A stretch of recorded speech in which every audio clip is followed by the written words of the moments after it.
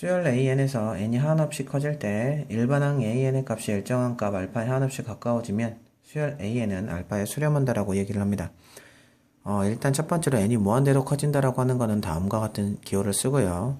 일반항 AN을 가지고 있는 수열은 다음과 같이 표현을 합니다. 자, 이때 이 일반항 AN을 갖는 수열 자체가 1, 2분의 1, 4분의 1, 8분의 1 형식으로 진행을 하게 된다면 얘는 점점 0에 가까워진다라고 하는 걸 우리가 알 수 있어요. 이때 일반항 AN은 0에 수렴한다라고 얘기를 하는데 얘를 기호로 쓸 때는 리미트라고 하는 기호를 씁니다. 리미트 n이 무한대로 갔을 때 일반항 AN을 갖는 수열은 점점 어디에 가까워진다? 0에 가까워진다 이렇게 우리가 표현을 하죠. 자, 이때 우리가 0에 가까워진다, 즉 0에 수렴한다라고 하는 얘기를 하는데요. 이렇게 뭐뭐에 가까워진다라고 하는 수렴의 개념이 있습니다. 하지만 뭐뭐에 가까워진다라고 하는 뜻만 가지고 있는 게 아니라 뭐뭐다라고 하는 개념도 가지고 있어요. 예를 한번 들어보자면 이번에는 일반항 BN을 가지고 있는 수열에서 첫 번째 항이 1, 두 번째 항이 1, 세 번째 항이 1, 네 번째 항이 1이라면 n이 한없이 커지더라도 얘는 1에 가까워진다라고 하는 걸 여러분들이 알 수 있을 겁니다. 이때 역시나 기호를 쓰게 되면 리미트 n이 무한대로 갔을 때 bn은 1에 수렴한다라고 얘기를 할 수가 있죠. 자, 이때 우리는 이렇게 0에 수렴하는 값, 1에 수렴하는 값을 각각 뭐라고 하느냐? 극한값이라고 합니다. 혹은 극한이라고도 얘기하죠. 역시나 1도 마찬가지입니다. 자, 그러면 여러분들이 살펴본 결과로는 수열이라고 하는 게 두 가지 뜻을 가지고 있어요. 수렴이라고 하는 게 수열이 아니라 수렴이라고 하는 놈은 뭐뭐에 가까워진다라고 하는 개념과 뭐뭐다라고 하는 개념이 있습니다. 그래서 수렴한다라고 하면 여러분들이 특정한 수에 가까워지는구나 혹은 특정한 수구나 라고 하는 걸 여러분들이 받아들이셔야 되세요. 자, 두 번째로는 발산에 대해서 한번 알아볼 건데요. 발산이라고 하는 거는 수렴하지 않을 때를 우리가 발산이라고 하거든요. 이 발산의 종류는 총 세 가지 경우가 있습니다. 첫 번째로는 양의 무한대로 발산, 두 번째로는 음의 무한대로 발산, 세 번째로는 진동이라고 하는 개념이 있어요. 이렇게 세 가지 뜻이 존재하게 되죠. 발산에. 그럼 양의 무한대로 발산은 뭐고 음의 무한대로 발산은 뭐고 진동은 뭐인지 예를 들어서 천천히 한번 살펴보도록 하겠습니다.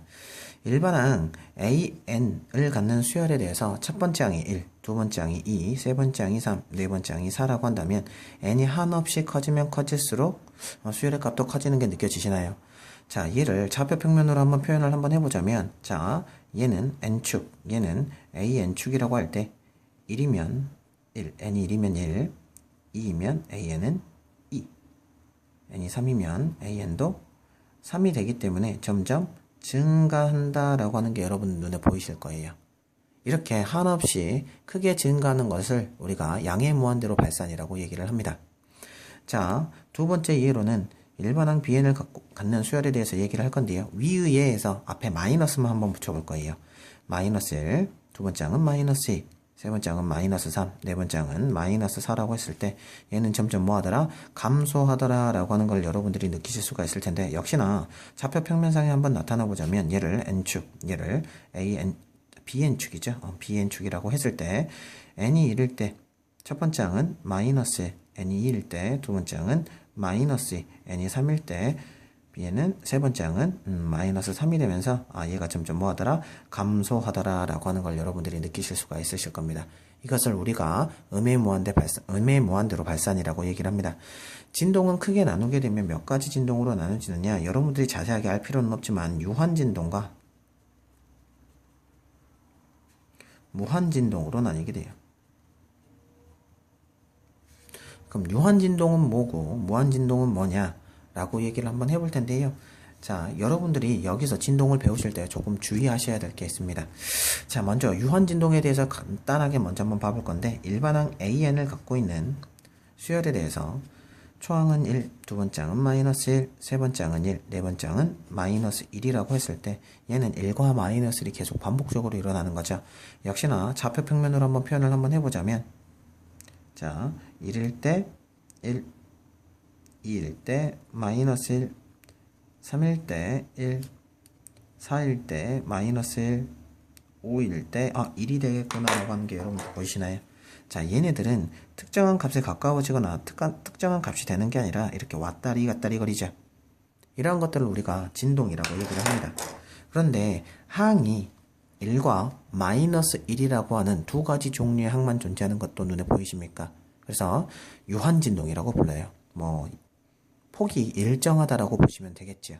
자, 두 번째로 일반항 Bn을 가지고 있는 수열에 대해서 예를 들어서 한번 설명을 한번 해보자면, 자, 1, 첫 번째 항은, 두 번째 항은 마이너스 2, 세 번째 항은 3, 네 번째 항은 마이너스 4, 다섯 번째 항은 5. 다음과 같이 진행이 된다라고 했을 때 역시나 좌표 평면상에 한번 표현을 한번 해보자면 n이 1일 때는 첫 번째 항은 역시나 1이 되고요. n이 2일 때는 마이너스 2가 되고요. 3일 때는 3이 되죠. 4일 때는 마이너스 4가 됩니다. 자, 얘네들에 대한 점에 대한 이동 방향을 봤더니 점점 폭이 어떻게 되더라? 커지게 되더라 라고 하는 거 여러분들 눈에 보이시나요? 역시나 다섯 번째 항일 때 5가 되니까 여기까지 한번 보죠. 점점 이렇게 폭이 커지면서 어떻게 돼요? 양의 무한대로 왠지 갈 것 같기도 하고 음의 무한대로 갈 것 같기도 하죠. 이렇게 진동에 대한 폭이 점점 커질 때를 우리가 무한진동이라고 합니다. 간혹 이렇게 왔다리 갔다리 거린다라고 해서 딱 보자마자 얘 진동이네 하시는 분들이 있는데 그렇지 않는 경우가 있습니다. CN을 가지고 예를 한번 들어볼까 하는데요. 자, 일반항 CN을 갖는 수열에 대해서 첫 번째 항이 1, 두 번째 항은 마이너스 2분의 1, 세 번째 항은 4분의 1, 다섯 번째 항은, 네 번째 항은 마이너스 8분의 1, 다섯 번째 항은 16분의 1이라고 얘기를 했을 때 점점 수가 어디에 가까워지는 것 같나요? 0에 가까워지는 것 같죠. 그런데 좌표 평면상에 한번 표현을 한번 해보자면, 자, 1일 때 1, 2일 때 마이너스 2분의 1, 3일 때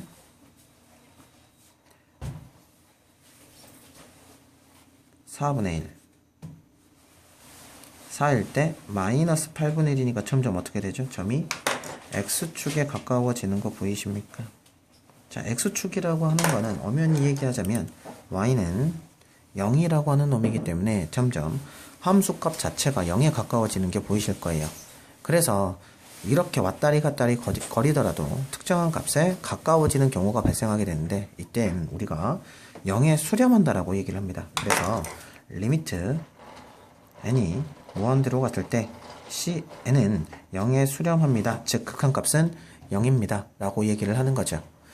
자, 다시 한 번만 간단하게 정리를 한번 해볼 건데요. 자, 우리가 수렴에 대해서 얘기할 때는 몇 가지 뜻이 있다? 두 가지 뜻이 있다. 첫 번째는 뭐뭐에 가까워진다. 두 번째는 뭐뭐다 라고 하는 개념이 있다.